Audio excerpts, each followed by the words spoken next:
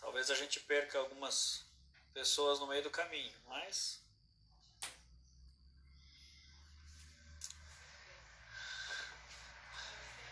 palestrante Carvalho, vamos lá.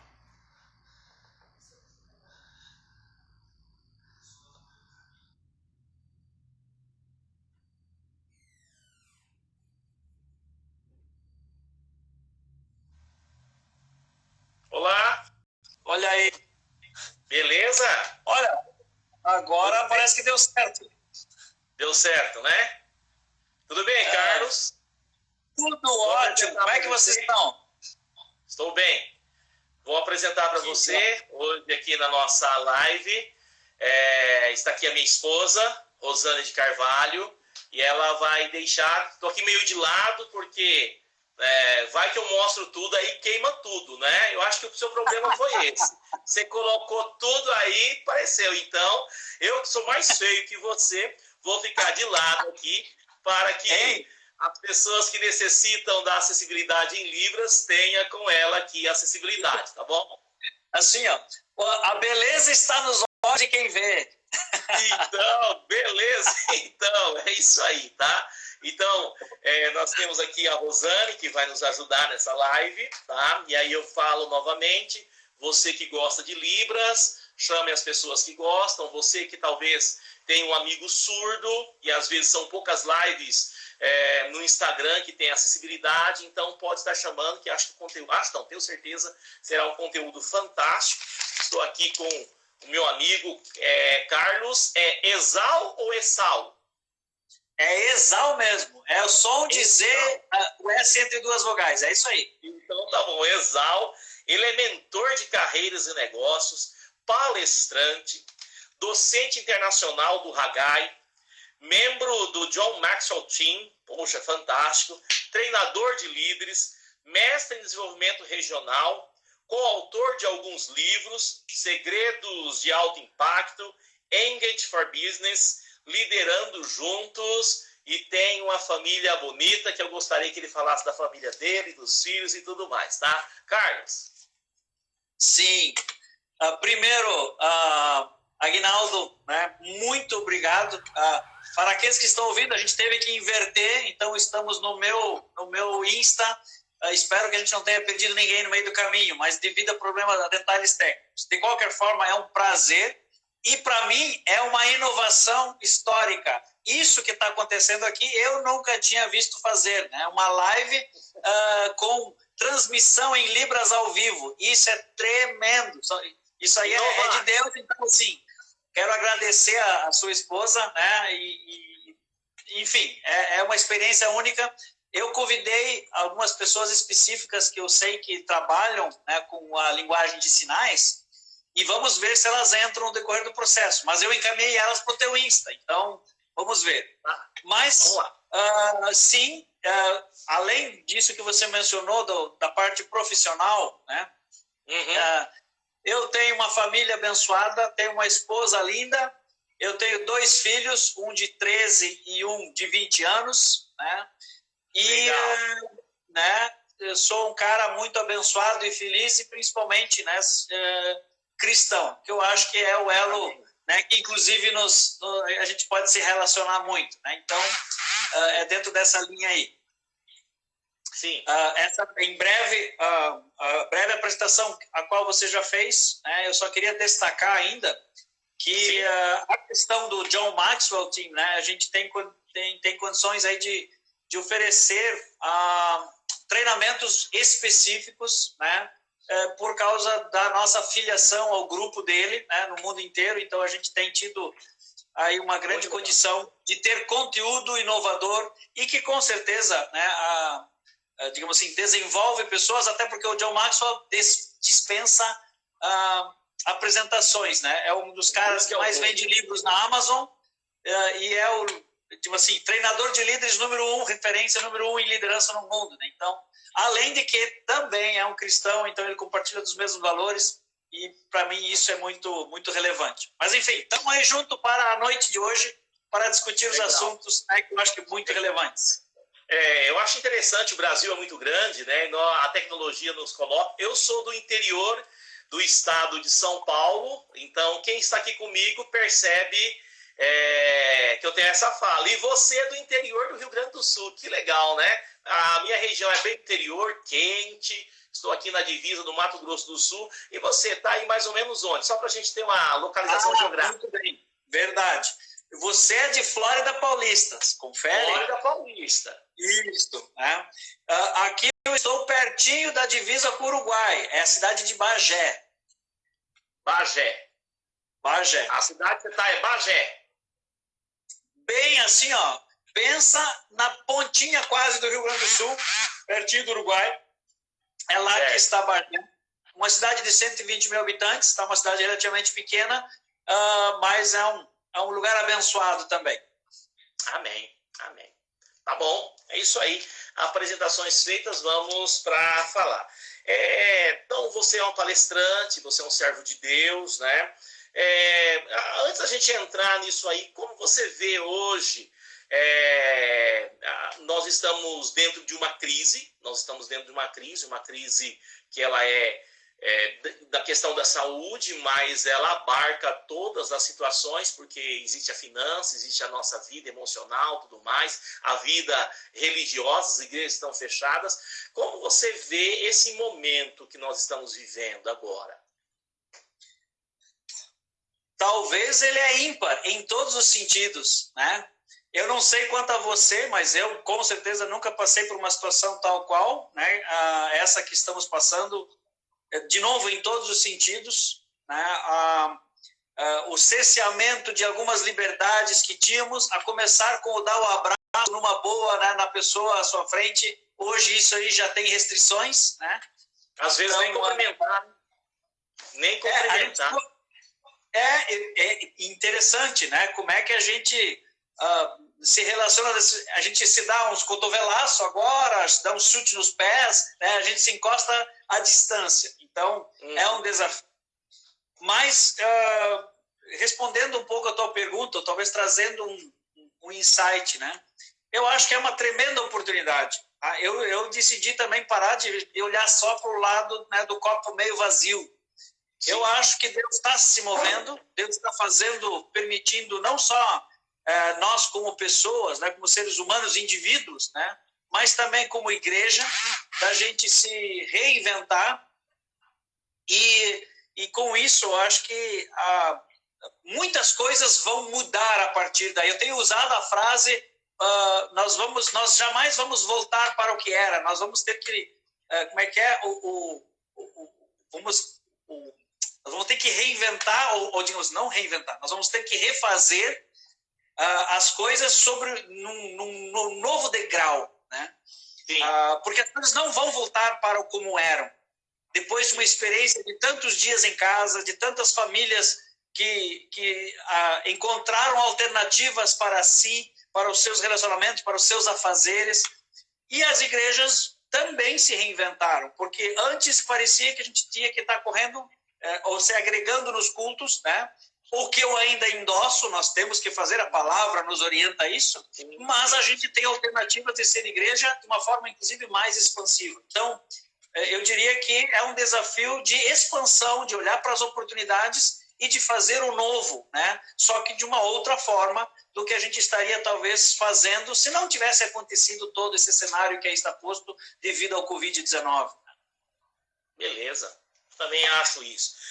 Carlos, entre o fato, um palestrante, né, e um ministro, aquele que ministra a palavra, aquele que está ali no altar trazendo a palavra de Deus, e aquele que é chamado para levar também uma palavra no sentido mais amplo, como você vê essas duas funções? É possível o cristão aglutinar as duas? Elas são excludentes? Uma ajuda a outra, não ajuda? Como você vê isso aí?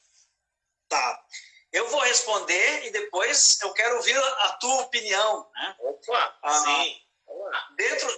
Dentro da minha perspectiva, primeiro, quando você aceita o Senhor Jesus e quando você decide realmente seguir, não só uma religião, mas decide seguir um valor, uma crença, ainda mais tão presente, tão profunda como é o cristianismo, né? Sim. Você é isso por onde você passar. Sim. E aí, eu estava inclusive pesquisando sobre isso, e a gente já conversou durante a semana, desde a semana passada a gente vem falando sobre esse tema, né? Qual a diferença entre um e outro?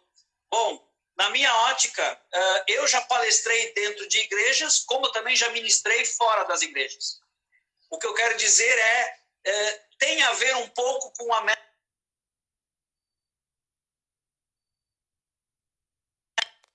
Eu estava vendo um vídeo essa semana ainda sobre digamos assim, um desses youtubers falando exatamente sobre esse tema. Oi. Você podia falar um pouquinho o que você falou antes, porque ela perdeu aqui, deu uma travada, só para não perder o raciocínio. Desculpe, tá? Tá. E aí, a diferença, digamos assim, eu estava vendo uma pessoa no YouTube, tá, falando sobre essa diferença. E ele explicou de uma maneira que eu entendi, não que eu concorde 100%, mas eu achei que ele teve um insight muito feliz. Né? Uhum. A diferença maior que ele destinou para isso, ou digamos que ele quis trazer, é a questão de que quando você ministra, né, você ensina com o objetivo de causar mudanças, ou do coração de quem está ouvindo receber a palavra, ou receber, até porque quem vai numa igreja, mesmo que você palestre ou ministre, a pessoa já está, digamos assim, preparada para ouvir algo relacionado à Bíblia, relacionado ao conteúdo, digamos assim, de uma forma mais profunda. Mesmo que às vezes alguns não levem isso a termos, mas já estão propensos a porque vão lá, porque desejam.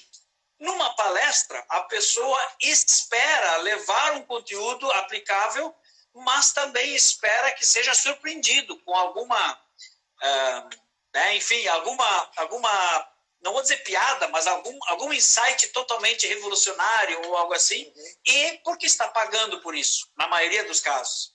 Bom, sim. Independente, as duas situações, tá? Tanto palestrar quanto ministrar, elas têm a ver, eu quero, a minha vida toda eu segui nesse caminho, de que tanto na ministração quanto na palestra, por mais que tenha algumas diferenças de preparo para você passar, porque uma tem um conteúdo dirigido e a outra você deveria, pelo menos, ser inspirado por Deus para falar, né? Talvez essa seja a grande diferença. O resto continua tudo igual. É o Carlos Exal, é o Aguinaldo Carvalho, é o palestrante que tem o seu relacionamento com Deus e está ali na frente de um público que está vindo para receber algo novo, quer seja comportamental, estratégico, técnico, mas ainda assim os valores que você compartilha são os mesmos. Então, dentro dessa linha, eu penso assim. Entendi.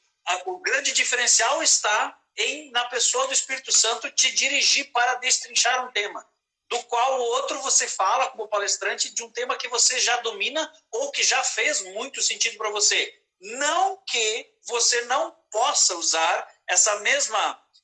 eu tenho certeza, como pastor, né, como há anos já estando nesse meio, você também já deve ter palestrado na igreja de algo que fez sentido para você e você liberou isso para a igreja esperando que cause o devido impacto. Mas a diferença, às vezes, está justamente nesse toque especial do Espírito Santo, porque te dirige para falar algo específico e que talvez nem todos, mas alguém específico daquele público precisa ouvir. Então, é mais ou menos por aí que eu penso. Não sei, quero ouvir a tua opinião, inclusive, porque eu também quero crescer com isso. Vem lá, vamos fazer esse ping-pong aí. Né? O meu pensamento é em que a questão palestrar ou pregar, ministrar, ela parte de uma questão de relacionamento. Então, não tem como, porque não existe uma pregação, uma palestra, uma pessoa só. A não ser quando você está treinando lá nas suas técnicas. Mas você tem que falar para alguém. E eu, particularmente, eu gosto muito de ver o exemplo de Jesus para todas as situações. Então, Jesus falava para uma mulher só, um grande sermão, uma grande um grande texto, por exemplo, a mulher samaritana, né, ali no poço, como ele falava para as pessoas ali o sermão da montanha onde tinha uma multidão. Tá? Então, Jesus, ele sabia ser flexível nas duas coisas. Eu entendo Jesus como o maior comunicador, como o maior pessoa que dá uma condição de relacionamento humano de uma maneira que todos, aceitando ou não, terminam bebendo dessa fonte. Há mais de 2000 anos, sem internet, sem rádio, sem televisão, numa província poerenta do Império Romano, um sujeito impactou o mundo, né, de uma maneira que hoje é 22 de abril de 2020 anos após o nascimento dele. Ponto. Querendo ou não, é isso. Então, voltando a questão anterior, eu acredito que as pessoas, o termo o palestrante em si, apesar de ter vindo as técnicas, apesar de ter todas as instruções que são essenciais, são importantes, bebeu dessa fonte também, tá? Porque a gente precisa ter um contato com o público, né? Precisa ter esse contato, tem que haver uma preocupação com essa mensagem. Então, essa mensagem, tanto na igreja como lá na palestra, ela tem que ter uma relevância para as pessoas. Logicamente que, geralmente, né? Geralmente, às vezes a gente não consegue saber tudo. Geralmente, os objetivos que as pessoas vão à igreja é diferente que, às vezes, é o objetivo que a pessoa vai ouvir uma palestra. Mas, quem está ali à frente, trazendo aquela palavra, ele tem que trazer algo de relevância, principalmente nos dias de hoje, em que há muita gente chamando a atenção dos outros. Né? A todo momento, a gente é estimulado a ver algo, a chamar algo. Então, tanto na igreja como na palestra, o conteúdo tem que ser de relevância. Mas tem algo que eu entendo, você já tocou, que a palestra com a pregação é um relacionamento, mas dentro da pregação eu acredito que há uma necessidade fundamental de um relacionamento espiritual. Que às vezes um bom palestrante, ele não tem, e isso não vai, como se diz, atrapalhar o objetivo dele. Agora, na igreja, na cristandade, você tem uma necessidade de uma dependência de ser iluminado por Deus. Aí vem, mas e o palestrante cristão? Se ele verdadeiramente é cristão, eu acredito que quando ele vai fazer a sua palestra, ele não vai estar fugindo dos princípios éticos, morais, norteadores da fé dele. Então, eu penso, eu Aguinaldo, eu sou adepto de um pensamento, né, muito do mundo dos negócios, skin in the game, ou seja, eu gosto de ouvir aquele que também pratica. Né? Então, hoje na internet tem muito empreendedorismo de palco, né? O cara vai lá, fala, mas você olha a vida dele, ele não fez nada. E ele manda você fazer, ele não quebrou a cara, ele não sofreu, ele não sei o que lá. Né? Então eu acredito, eu penso, né? Posso estar errado, mas é assim que eu penso.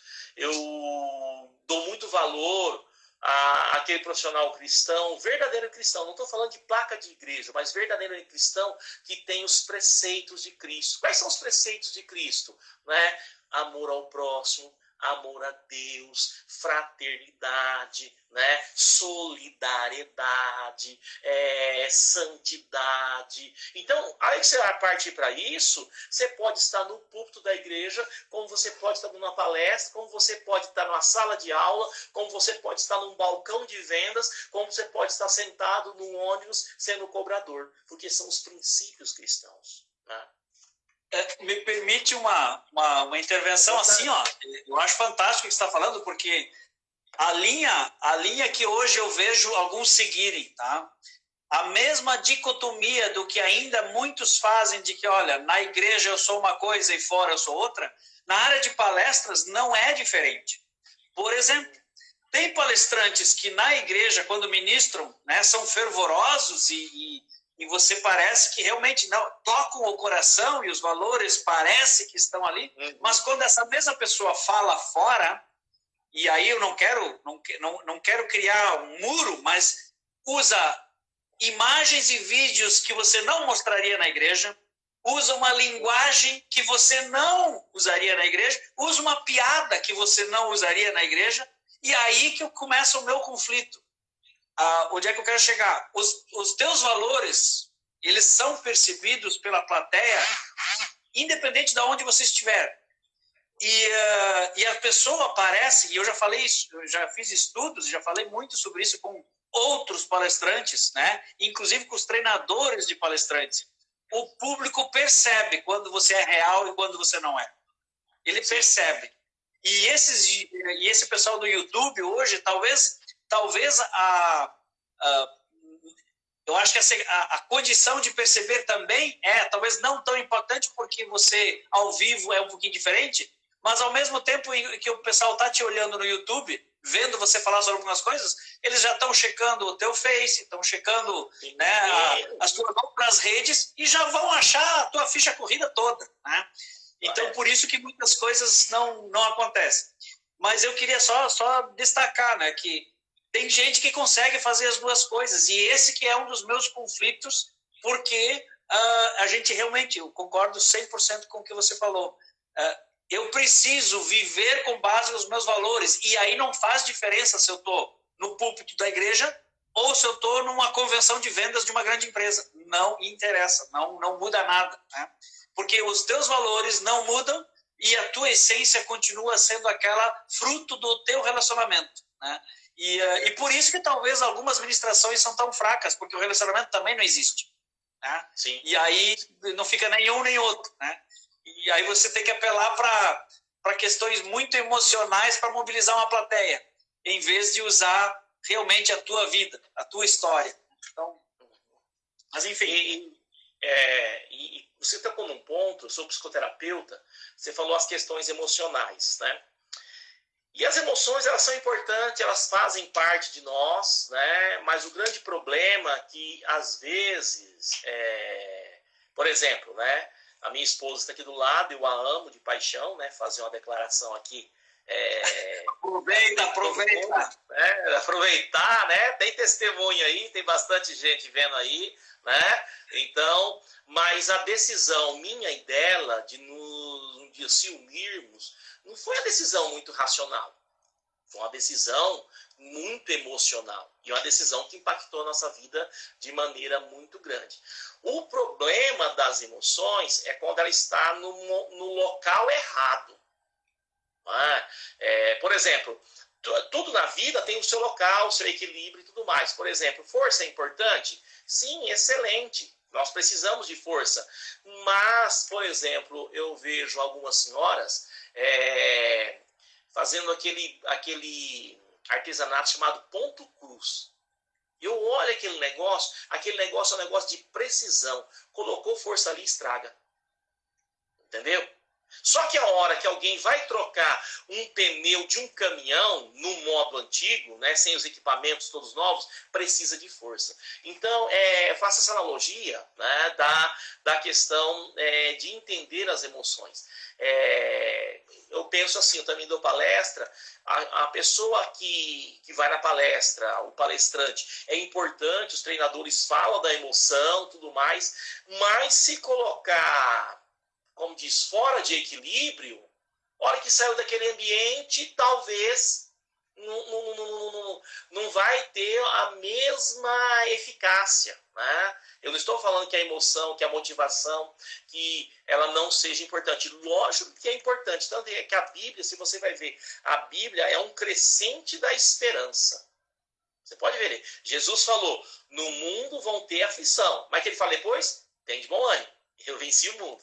Né? No mundo é difícil, não sei o que lá, mas lá no céu vou preparar lugar. Há sempre um caminho de uma esperança, a viva esperança. Então, é importante isso, mas a gente precisa, né, dentro, tanto na pregação, como eu penso na palestra, em tudo na vida, a gente não estar colocando as coisas de uma maneira, como diz o ditado tem aqui na minha região, o carro adiante dos bois.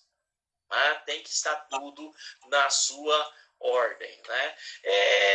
E eu vejo assim, Carlos, não sei o que você acha, pensando agora, tanto, vamos pensar os dois, né, que falam para pessoas, o palestrante, vamos pensar o palestrante profissional lá, como o pastor espiritual, após essa pandemia vai ter muito trabalho e necessitar de um trabalho muito sério, né? Pois é, sabe que tem os dois lados, né? De novo, olhar o copo meio cheio, meio vazio.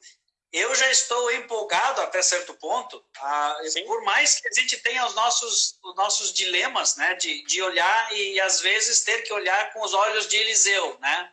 Tipo, ver o que está além do conflito, né? Além da situação posta. Mas eu tenho sempre para mim que tem muita coisa por fazer, né? A Bíblia já dizia, né? Jesus já falava que os campos estão brancos, quer dizer, a gente precisa ministrar mais para que o conteúdo alcance o coração, e aí entra a emoção, justamente que você falou, para que o coração se torne um terreno mais fértil, amaciado para receber. E na palestra é a mesma técnica. Você começa com uma abordagem de relacionamento, de aproximação, e depois você entra com conteúdo e você fecha para que a pessoa receba aquilo e aplique na sua vida, independente do que você está oferecendo. Né? Digamos assim, obviamente, sempre parte do princípio que você está palestrando para a construção do indivíduo, o desenvolvimento do indivíduo. Mas eu queria destacar, tá? Ou fazer uma pergunta, né, que tem rodeado a minha cabeça, e hoje ainda estava falando com a minha esposa sobre isso. Jesus no monte, né, quando ele deu o sermão do monte, ele estava palestrando ou ele estava ministrando para aquelas milhares de pessoas? O que você acha? O que você me diz? Uma boa pergunta, né? Que o sermão do monte, ele ecoa em nossas vidas até hoje e tem tratados, muitos livros, muitos pensamentos. Vamos voltar na questão histórica. Né? Se fosse ali, naquele momento, saindo aqui e olhar ali, não era um ambiente que normalmente se estaria ministrando a palavra de Deus. Não é verdade? Pela quantidade de pessoas, enfim. Não era local, né? Era na sinagoga, né? Um ambiente totalmente misto, mulheres, crianças, né? Não havia uma reverência litúrgica, né? E simplesmente Jesus, ele começa a falar, né? E aí as pessoas estão ali, estão os seus discípulos, né? E depois tem a multidão e tudo mais. Depois Jesus faz uma parte que eu acho fantástica, é a cura daquele leproso, que é logo em seguida acontece isso aí.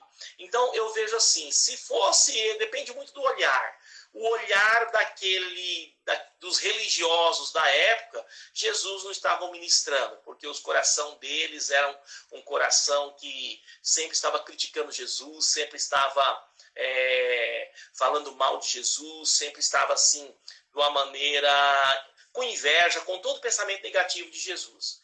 Para aquelas pessoas que estavam ali, eu acredito que Jesus estava fazendo os dois, ministrando através de uma palestra, tudo mais, porque a vida delas foram impactadas, a vida delas estavam sendo impactadas. Mas hoje nós vemos isso aí, se nós formos olhar, né? Porque por isso que Jesus é surreal no sentido que ele criou. Né? Se nós fôssemos olhar hoje o que é o ministro, o que é o palestrante, daria novamente a gente fugindo disso aí, que ele não se encaixaria nenhum nem outro. Porque as pessoas hoje não dariam uma palestra assim e as pessoas geralmente não terminam pregando assim. O que eu vejo mais interessante que Jesus foge do estereótipo. Mas uma coisa é fundamental, a mensagem que ele traz. É uma mensagem de transformação. Sim. É uma mensagem de mudança de vida para as pessoas que estavam lá e para as pessoas que estão hoje, né? Olha que ele fala assim, bem-aventurado. Essa palavra que é falada várias vezes. Olha que palavra de incentivo. Olha que palavra de motivação. Né? Bem-aventurado os que sofrem, porque eles vão ter isso. Bem-aventurado os pacificadores, né? Bem-aventurado aqueles que sofrem pelo meu nome. E ele vai dando um rol de coisas, de situações, e totalmente fora do legalismo, totalmente fora de uma condição assim, pré-formatada. Ele está falando ali olho no olho, sentindo que as pessoas precisam, né? Então, essa palavra, né, que não sei se ela é muito utilizada, o feeling de Jesus, né? A percepção de Jesus, que aí nós sabemos que é a questão da trindade ali envolvida e tudo mais. E uma questão que é muito interessante sobre Jesus, né? Qual o livro que Jesus escreveu? Nenhum. A única vez, se me falha a memória, uma das poucas vezes que fala que Jesus está escrevendo, a gente não sabe o que ele escreveu. Que foi quando a mulher adúltera foi jogada aos seus pés, que iam apedrejá-la. Ele estava escrevendo no chão. Uma vez ele perguntou para mim, pastor, o que Jesus está escrevendo? Eu falei, meu filho, tenha fé em Deus, crê em Jesus e vai para o céu e lá pergunta para ele, porque eu não tenho essa resposta não. Né? Mas olha como que a mensagem de Jesus ela é tão forte. Ele não escreveu nada, escreveram sobre ele e estamos nós dois aqui fazendo uma live falando sobre a mensagem de Jesus.